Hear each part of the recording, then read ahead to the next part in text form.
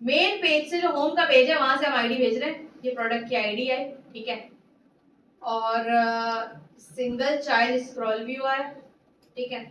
अब यहाँ cross access alignment start किया, मैंने कहा सिलेक्ट सेलेक्ट प्रोडक्ट, कहाँ से जो पेज से आईडी आ रही थी उसके बराबर अगर कोई प्रोडक्ट है इसमें तो मुझे शो करा दो, स्नैपशॉट डाटा को दे दो। इसने सर्कुलर इंडिकेटर लगाया कि डाटा है तो ठीक है, वरना कैंसिल कर देना। अब प्रोडक्ट को मैं गई, मैंने कहा मैप कर दो इमेज डायनेमिक। ये पहली क्लास के लेक्चर में बताया था कि जब इमेजेस होती है तो हम लिस्ट की जगह मैप का इस्तेमाल करते हैं, ठीक है। मैंने कहा लिस्ट में इमेजेस डालो, क्यों, मल्टीपल इमेजेस मेरे पास हैं, 0 इंडेक्स 1 इंडेक्स। हाँ, तो मैंने कहा सारी की सारी इमेजेस उठाओ, प्रोडक्ट डाटा की और लिस्ट में डाल दो। अब मैंने कहा लिस्ट व्यू बिल्डर बनाना पड़ेगा, लिस्ट में डालिए इमेजेस को। लिस्ट व्यू बिल्डर बनाया मैंने, स्क्रॉल डायरेक्शन दिया, इमेजेस डॉट लेंथ, जितनी इमेजेस है उतनी इमेजेस इमेज डॉट मेमोरी से फिल करवाते जाओ, किसको, इस लिस्ट व्यू को। सिर्फ इमेज के लिए ये लिस्ट व्यू बिल्डर बनाया है मैंने बस। पहले तो हम पूरे पूरे डाटा के लिए बनाते थे ना, पूरे पूरे डाटा के लिए बनाते थे, यहाँ पे सिर्फ किसके लिए बनाया मैंने, इमेज के लिए बनाया। क्यों, क्योंकि मेरे पास एक से ज्यादा इमेज है। अगर आप कहेंगे नहीं मिस, अगर मुझे एक ही इमेज शो करानी है तो इतना लंबा कोड करने की कोई जरूरत नहीं है, direct snapshot data image index पे 0 लिख के उठा लीजिएगा, जैसे पहले उठाया आपने। सही, समझ में आई ये चीज। लिस्ट व्यू में और कुछ इमेज के साथ और पेस्ट नहीं करवा सकते कुछ? हां, नाम वगैरह पे करवाएंगे ना अभी नीचे, ये तो सिर्फ मैं आपको ये बता रही हूं, इसके अंदर नहीं करा सकते। देखिए ना, ये मैंने सिर्फ लिस्ट के अंदर इमेजेस डाली है, देखें ये एक डब्बा है, इस डब्बे के अंदर से इमेज उठाया डेटाबेस से, इसको डाल दिया लिस्ट के अंदर।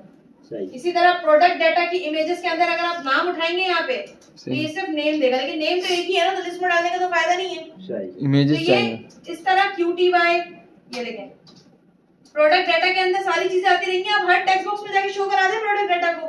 लेकिन जो सिंगल वैल्यू अगर होती तो मैं क्या करती, इसको ये प्रोडक्ट डाटा उठाती इमेज के साथ, कॉपी करती और ये जो इमेजेस इंडेक्स है ना यहाँ पे लाके पेस्ट कर देती, और यहाँ पे आके क्या कर देती 0। तो ये क्या करता है, सिर्फ इतनी सी लाइन लिखनी पड़ती मुझे एक इमेज के लिए।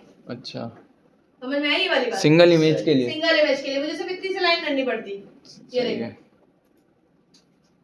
मुझे लिस्ट में डाटा उठाने की जरूरत नहीं पड़ती। मैंने कहती इमेज डॉट मेमोरी डिकोड करो, इमेज का 0 इंडेक्स वाला बॉक्स फिट में लाके डाल दो। मुझे सारी इमेजेस चाहिए ना, और बहुत सारी चीजें आप लिस्ट कलेक्शन में ही डालते हैं, इससे ज्यादा तो आप नहीं कर सकते कुछ भी। ऐसे ही होता है ना भाई, बिल्कुल।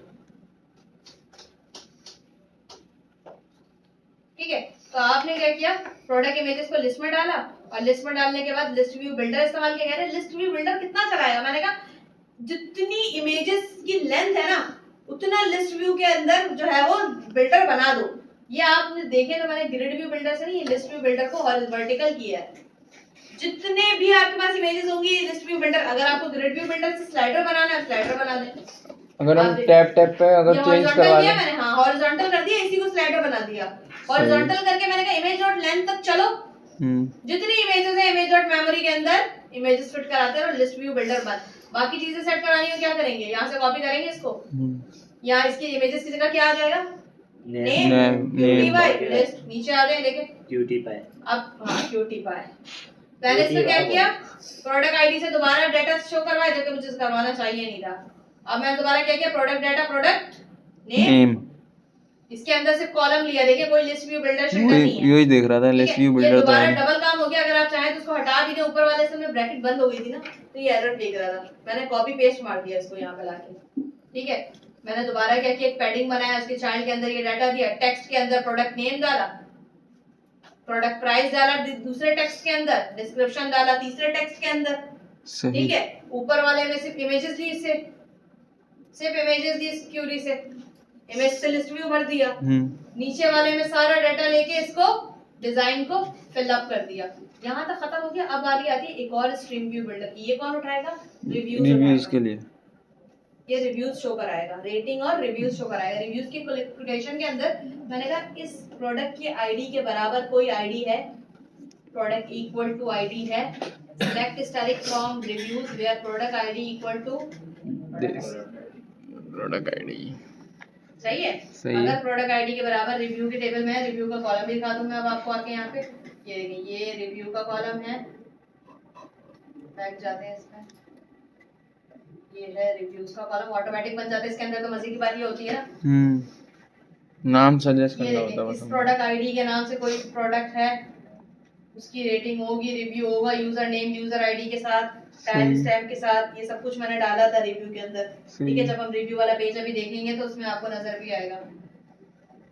सही है, review product ID equal to product ID snapshot अगर है तो रिव्यू का डाटा उठाओ, एवरेज रेटिंग का एक वेरिएबल लिया, उसको मैंने 0 कर दिया। कैलकुलेटर बनाते हैं ना, आंसर इक्वल टू 0, उसके बाद integer A, integer B, integer A 78, B 65, answer equal to A plus B, ऐसे ही होता है ना। हाँ। तो आंसर को तो पहले हमें इनिशियली 0 रखना पड़ता है। अब ए बी की वैल्यू इसमें कहां से आएगी? डेटाबेस से आएगी। ए बी की जो स्टैटिक वैल्यू आप देते हैं एवरेज निकालने के लिए, इसमें कहां से आएगी? डेटाबेस से आएगी। देखें, अभी तक रिव्यूज के पास जो डाटा है वो डेटाबेस से आ चुका है। अब ये रिव्यू कह रहा है ये लो, अब ये लेके करूंगा क्या मैं? ये देखो, रेटिंग 1 है इसकी, 1 स्टार का मतलब 1, 2 स्टार का मतलब 2, 0.5 का मतलब हाँ 2.5, 5 स्टार रेटिंग रखी है मैंने यहाँ पे। आप चाहे तो 10 स्टार लगा के 10 स्टार रेटिंग रख ले, लेकिन ऑफिशियली जो है वो सिर्फ 5 स्टार रेटिंग ही होती है। समझ में आती है ये वाली बात? अब ये जो 5 स्टार रेटिंग है, अब इसका क्या करना है? इसकी रेटिंग आपको आ रही है तो मैं जो रिव्यूज वाले कॉलम से सारा डाटा फैच कर आया है, मैं इसको क्या करूंगी? मुझे सिर्फ रेटिंग निकालनी है उस प्रोडक्ट की। देखो, प्रोडक्ट की आईडी तो मैंने मैच कर दी। Select static from review where product ID equal to this. सिर्फ उस प्रोडक्ट आईडी का रिव्यू निकालो जो ये शो हो रहा है इस पेज पे। देखें, क्या आपको लगता है इस पेज पे इसके अलावा किसी और का रिव्यू आना चाहिए? Select static from review where product ID equal to this burger ID, ऐसे ही होगा ना। फिर दूसरे इसमें आएंगे, select static from review where umbrella ID, umbrella की ID, select static review where from bike ID जिसकी होगी उसी प्रोडक्ट का आपको रिव्यू देखना है ना भाई। तो रिव्यू के टेबल के अंदर प्रोडक्ट की आईडी होनी चाहिए। एग्री करते हैं इस चीज से? तो जब आईडी मैच हो गई तो डाटा दे दिया इसने रिव्यू का, मैंने कहा एक वेरिएबल इनिशियलाइज करा है 0 के नाम से। अगर रिव्यू खाली नहीं है तो टोटल रेटिंग को 0 रखो, सम रेटिंग को 0 रखो, एवरेज रेटिंग को 0 रखो। मैंने कहा रिव्यू के अंदर सारे रिव्यूज निकालो। एक रिव्यू तो नहीं होगा ना एक बंदे का, प्रोडक्ट आईडी एक ही है, लेकिन टेबल के अंदर एहतशाम ने भी रिव्यू दिया हुआ है, हनीफ ने भी रिव्यू दिया हुआ है, हसान ने भी रिव्यू दिया हुआ है, जैद ने भी रिव्यू दिया हुआ है, तालहा ने भी रिव्यू दिया हुआ है। 6 लोगों ने रिव्यूज दिए हुए हैं। तो 6 लोगों के रिव्यू लूप में नहीं जाएंगे, लूप में जाएंगे ना एक एक करके। ठीक है, मैंने कहा सारे रिव्यू, ये जो डेटाबेस से आप रिव्यू निकाल के अपने पास रख रहे हो ना, एक एक करके सारे रिव्यूज निकालो इसमें से, अगर खाली नहीं है तो। अभी वेरिएबल इनिशियलाइजेशन को भूल जाइए, तो बच्चों वाली चीज है। ये तो मैंने कैलकुलेशन की, कैलकुलेटर बनाना आता है ना आपको, a plus B multiply divide percentage, सारे रिव्यू निकाल के देता गया ये मुझे मैप स्ट्रिंग के अंदर। मैंने क्या किया, जितनी रेटिंग आ रही थी ना उस सबको सम रेटिंग के अंदर प्लस करवाती गई। इक्वल से पहले अगर प्लस होता है इसका मतलब है पुरानी वाली वैल्यू को भूलता नहीं है ये। अच्छा, समझ में? इक्वल के बाद अगर होता है तो उसका मतलब 1 का इंक्रीमेंट होता है। समझाया था ना मैंने ये तो मैंने कहा लूप चलना शुरू हुआ यहाँ से, पहली रेटिंग आई, ये लूप चल रहा है, डेटाबेस से वैल्यू निकाल रहा है, डेटाबेस से वैल्यू निकल रही है, पहली रेटिंग आई इसकी 1, अभी सम रेटिंग की वैल्यू क्या हो गई? 1। दूसरी बंदे ने दूसरी रेटिंग दी है 2.5, सम रेटिंग की वैल्यू क्या हो गई? 3.5। इस तरह लूप चलता रहा और सारी की सारी वैल्यू कहाँ होती रही? सम रेटिंग के अंदर। और टोटल रेटिंग, एक बार लूप चला 1, 2 बार लूप चला 2, ऐसा कोड आप लोगों ने 1000 बार किया, 3 बार लूप चला 3, 4 बार, 5 बार, 10 लोगों ने दिया है तो 10 टोटल रेटिंग चलेगी। 10 जितनी बार लूप चलेगा टेबल में देखने के लिए कि टोटल नंबर ऑफ रेटिंग इस प्रोडक्ट की कितनी है। अब अगर आप देखें इसको तो आपको कुछ समझ में आएगा ना कि एक प्रोडक्ट है मेरे पास ये वाली आईडी का, ये कितनी बार आया है? BFP वाला 2 बार आया है, फिर आया है, नहीं आया है, फिर आया है, नहीं आया है, सिर्फ 2 बार है। तो कितनी बार चलेगी इस प्रोडक्ट की रेटिंग? 2 बार चलेगी। ठीक है, जितनी बार चल रही है उसको टोटल रेटिंग और सम रेटिंग सॉल्व हो गया आपका। मैंने कहा लूप है, आपको सब पता है, मैंने कहा एक लूप है 100 नंबर है, मैंने कहा 100 के 100 नंबर को लूप के अंदर सम करते जाओ, 1 + 2 + 3 + 4 + 5 + 6 + 7 प्लस, सब आपस में जमा होते रहेंगे। काउंट करके बताओ कितने नंबर है। नंबर को काउंट करना और नंबर को सम करना अलग बात है। मैं आपको बोलूं चेयर को सम करो, सम हो सकती है चेयर? नहीं हो सकती। नहीं हो चेयर्स काउंट हो सकती काउंट हो है, सकती है।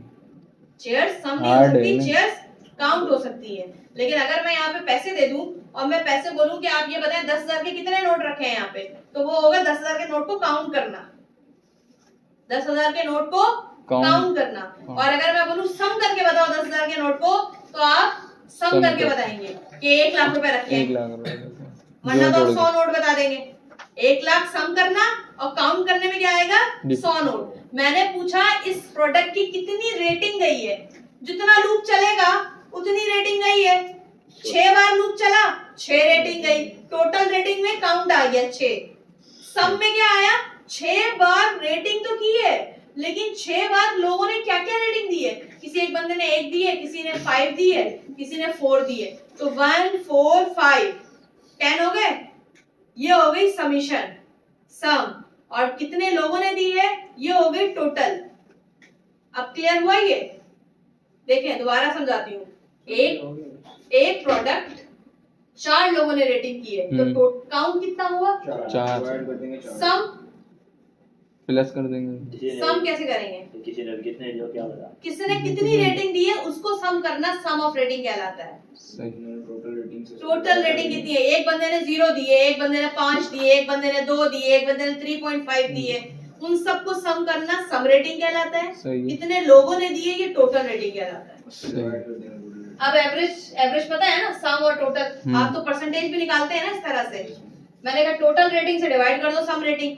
मैंने आप लोगों से ग्रेड पे काम करवाया था, टोटल नंबर सम, आपका जो नंबर आता है obtain number divided by total number multiply by 100, percentage निकलती परसेंटेज है। ऐसे निकलता है। एवरेज भी तो ऐसे निकलता है, टोटल नंबर और सम। सम 6 लोगों ने कितने दिए हैं उससे